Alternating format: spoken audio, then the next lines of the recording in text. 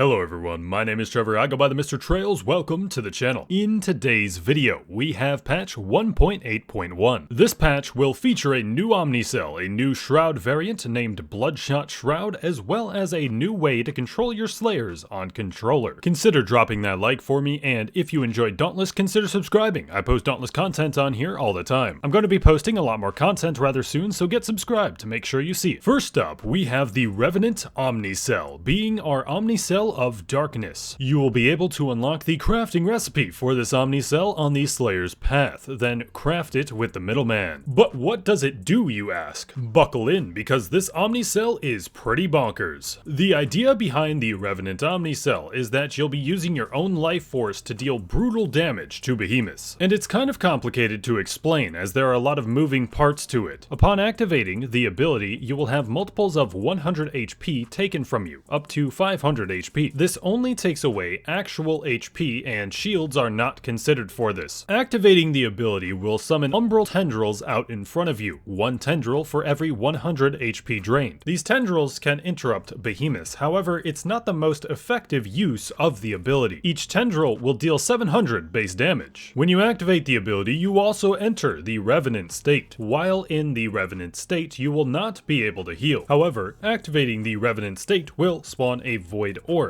and a Void Orb will also spawn for each tendril that hits a target. These Void Orbs will gravitate towards you, so if you don't move too much, you'll be able to automatically pick them up. For each of the Void Orbs you pick up, you will gain a stack of Void Energy, which will give you plus 4% damage and extend the duration of the Revenant state by 1 second. All of that is just the active ability. The passive ability will give you 2% lifesteal whenever you're not in the Revenant state. But also, upon exiting the Revenant state, for each of the Void Orbs you picked up, you'll be healed for 125 HP over 10 seconds. The Revenant state will last for a base of 15 seconds, and the activation ability has a 10-second cooldown. Now, what all of this means is that you will be able to chain multiple Revenant states together to be able to pile up a rather large damage bonus until you've run out of HP to give to it. This Omnicell synergizes very well with Tough plus 6. With Tough 6, you'll be able to activate the Revenant state 3 times, which if all of the tendrils hit their targets and you pick up each Void Orb, you will be able to have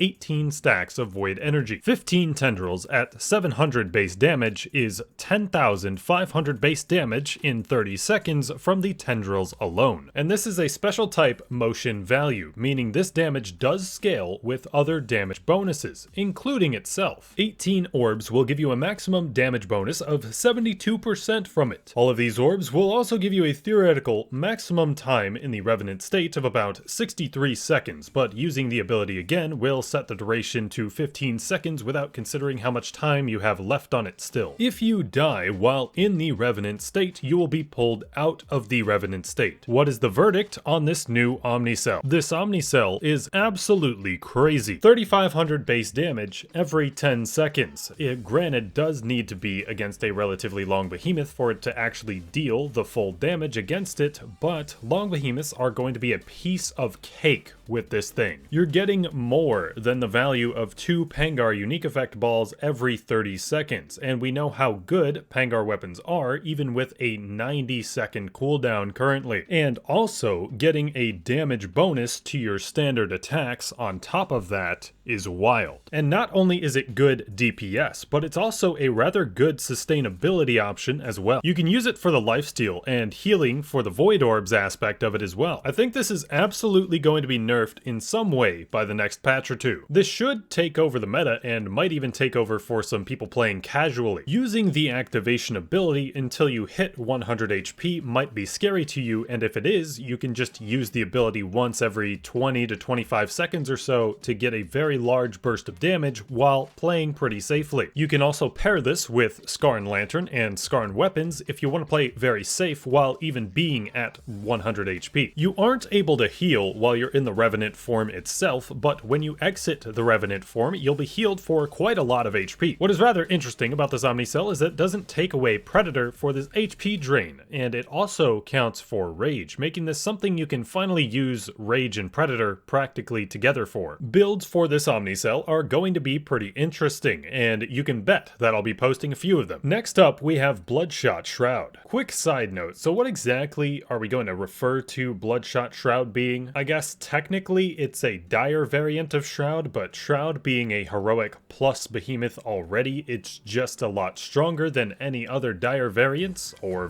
heroic variants for that matter. I feel like there should be a different classification for it, perhaps be a devious variant, like the patch notes call it. But for now, we'll call it a dire variant. You'll be able to find Bloodshot Shroud in 2 locations. The first location being in Twilight Sanctuary, being a part of its own event there. On Twilight Sanctuary, there will be a lore node called the Twilight Observer, which will give you some information about the new variant behemoth, though I wasn't able to find this on the test server. Bloodshot Shroud's event will spawn randomly as other island events do. It may have increased odds to spawn during the first week or 2, but I'm not entirely sure on that. And you'll also be able to find Bloodshot Shroud on the Blazeworks, replacing the regular Shroud spawn there. The key visual differences between Bloodshot Shroud and regular Shroud are a slightly orange beak and a lot more feathers, all coming as a reddish pink color. The key combat differences between Bloodshot Shroud and regular Shroud are pretty simple, but noticeable. Number 1, it has a lot more HP, especially on Blazeworks, where its HP might rival some behemoths in heroic escalation and Dauntless Trials. Number 2, it really likes to summon clones. This is exclusive to Aether mode on regular Shroud, but Bloodshot Shroud will do this all the time. Number 3, enraging doesn't prompt the shadow bubble, but it is instead now tied to Aether mode. Number 4, the standard attacks are mostly the same, with a few of them having a couple different twists to them. And number 5, as the fight goes along, there will be some spooky eyeballs that will appear above its head. I'll be honest, I have no clue if these things actually have a function or not. The patch notes say that Bloodshot Shroud steals our health to unleash its true power, but I didn't really notice anything special about it or a correlation of when they actually spawned. But one final thing about Bloodshot Shroud is that it will be coming along with a new rumor quest for a weapon skin. You'll be able to access the Shadow Scythe Axe rumor through Bloodshot Shroud, and oh boy, it's about time a scythe has made its way into Dauntless. Now, it may just be an axe transmog, but it's finally been done. There are a few axes that are named scythes, but they aren't actually looking like scythes, but this actually looks like a scythe. One of the longest standing comment chains on this channel was made by Zach, asking for a scythe in Dauntless. This comment chain spanned 69 videos, ending a few months ago, and now there is a scythe in Dauntless. Salute. On that note, I would really like to see new weapons at some point in the next year. Maybe scythe could be one of those. In other news, there is going to be a new controller preset option. The original controller binds are referred to as the Slayer preset, and the new ones will be referred to as the Hunter preset. The Hunter preset comes with a few button location swaps. Light attacks are featured on the topmost of your action buttons. Jump/interact is moved to the left of the action buttons, dodge is moved to the bottom of the action buttons, and heavy attacks are bound to the right action button. The only other thing to note about this is that it takes the back button in menus is now taken off of the dodge button and is instead on the heavy attack button, but it is in the same spot. Now, I can't speak to everything about controller gameplay, but I think the main issue that people experience on controllers is accidentally activating your legendary ability when you meant to activate your lantern hold and your weapon special. But since they are taking a look at controller binds, hopefully that means that they might be looking into doing custom keybinds at some point in the future. Next up, many of you noticed the bug where ace chips disappeared last patch. The only reason this was a bug was that it made it into the game earlier than intended. So in this patch, Aether Dust is now what is going to be used to speed up cells at a rate of 1 Aether Dust per 10 minutes or 6 Aether Dust per hour. Rare and epic cells will also provide some more Aether Dust when dusting now. Ace chips will be converted to Aether Dust, giving you 12 Aether Dust per ace chip you have, coming 1.8.3. There is supposed to be a store option to allow you to purchase Aether Dust with your current ace chips, but I was not able to find it on the test server, so I'm not sure if it's going to be in the live game either. It doesn't seem like there is going to be a limit on the amount of Aether Dust you can hold now, as I grabbed over 10,000 Aether Dust on on the test server. Not only does this change almost remove monetization from cell crafting, but this should actually significantly speed up the process through which you gain higher tier cells. On another note, corruption pools will now have a slight delay from when they appear and when they start dealing damage to you. Shadow Touched Koshai can now be staggered during the corruption bubbles attack, which should make trial players happy. And the main notable bug fix that I can point out is that the Phalanx weapons would stop working when the behemoths died during a point where you had your unique effect up, as well as missiles would very frequently miss the target. Now, it's probably not perfect, but those fixes make the Phalanx weapons slightly more bearable. But those are the main changes in the 1.8.1 patch. What do you like better, Bloodshot Shroud or the new Revenant Omnicell? Once again, consider dropping that like for me and consider subscribing if you are new. And I have been Trevor, I go by TheMrTrails, and I will catch you guys next time.